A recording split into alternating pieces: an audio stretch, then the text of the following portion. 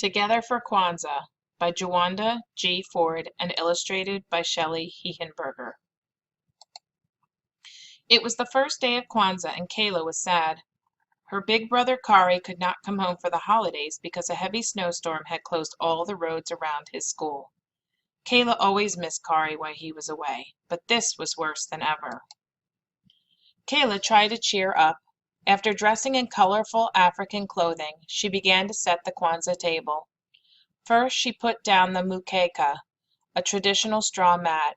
On top of the mukeka, she placed the kinara, a Kwanzaa candle holder.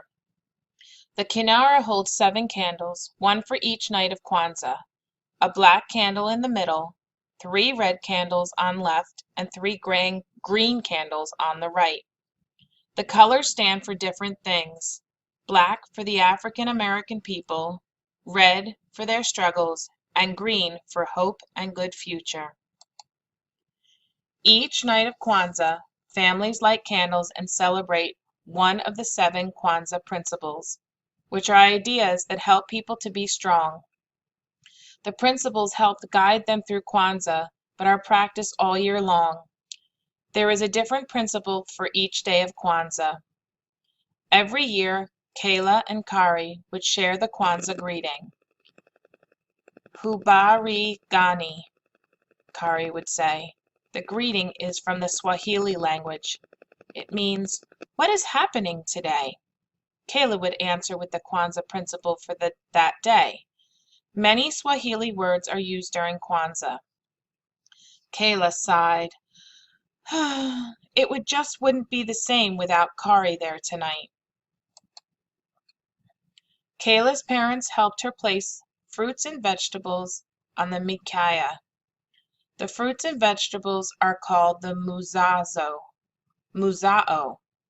They represent the harvest and the importance of working together. "Here is the corn," said Kayla. "Do you remember the Swahili word?" her mother asked. "Muhindi," Kayla answered. The muhindi represents the children in the family. She put 2 ears of corn next to the other Kwanzaa symbols, one for her and one for Kari. When the table was ready, Kayla's mother helped her light the black candle. Kayla knew that they would light a red candle the second night, a green one the next night, and so on until all the candles were burning on the last night. Since Kari was not there, Kayla's father greeted her. "Habari gani," he said. Kayla answered with the first principle of Kwanzaa. "Umoja," she said. Umoja means unity. Kayla's father poured a few drops of water from the kikombe cha umoja, or the unity cup, to remember and honor their ancestors. At Kwanzaa, everyone drinks from the unity cup to celebrate family and community unity. Kayla and her family practice unity all year by spending time together as a family. Kayla especially loved family movie night. They would rent movies and eat pizza and popcorn all night long. Thinking about movie night made Kayla miss Kari even more. The next night, Kayla's father lit the black candle and the first red candle.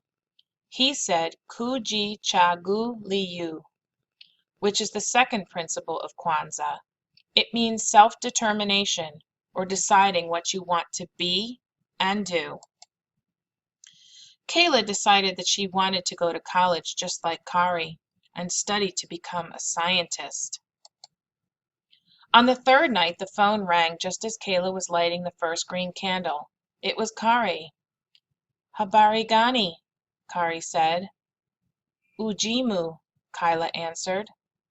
Ujimu is the third principle of Kwanzaa. It means working together and being responsible. One way Kayla and her family practiced ujimu during the year was by participating in her school's bake sale. The teachers, parents, and students all worked together to raise money for the community. The black candle, 1 green candle, and 2 red candles were lit on the 4th night. Kayla was really happy tonight. The roads were cleared and Kari was on his way home. The principle for the fourth night of Kwanzaa is Ujamu. Ujamu means cooperative economics, or supporting African American businesses. Kayla and her parents love shopping in Tubman Square, where African Americans sold handmade jewelry, hats, and clothes. The phone rang and Kyla ran to answer it. "Hi, Kari. Are you almost home?" Kari explained that his car had broken down on the way. It would take a few days to fix. Kyla burst into tears. There were only 3 days of Kwanzaa left. Kari would miss everything. "Don't cry, sweetie," Kari said. "I'll see you real soon. I promise." On the fifth night, Kyla's mother lit the candles. Today's principle was Nia, or purpose. Kyla decided that her purpose was to be the best little sister she could. She made Kari a special Kwanzaa scrapbook, telling him about how the family celebrated this year. Putting up a sign. Kuumba, or creativity, is the principle for the sixth day of Kwanzaa. After the last red candle was lit, Kayla and her parents made lots of decorations for the Kuramu. That night, the Kuramu is a feast where families celebrate with friends and loved ones. Kayla made a flag using the Kwanzaa colors. It was black, red, and green, just like the candles in the Kinara. Soon there was a knock at the door. Kayla ran to answer it. "Kari!" she yelled as she opened the door wide. "No, not Kari, but Grandma and Grandpa are here." Kyla was glad to see her grandparents, but she couldn't help being disappointed that Kari still had not arrived. She kept hoping that somehow he'd get home before Kwanzaa was over. There were many knocks on the door from friends and family. It was hard to be sad with so many people around. Everyone was enjoying the karamu. There was so much food, they had to separate the table just for desserts. No one heard Kari at the front door, so he just walked right in. Kyla squealed with delight when she saw him. "You made it!" Kyla said, smiling. "I took a taxi to a bus," he answered, "just to see you." Kyla hugged Kari as tight as she could. And there they are hugging. "Imani," Kari whispered on the last night of Kwanzaa. Tonight all the candles glowed brightly.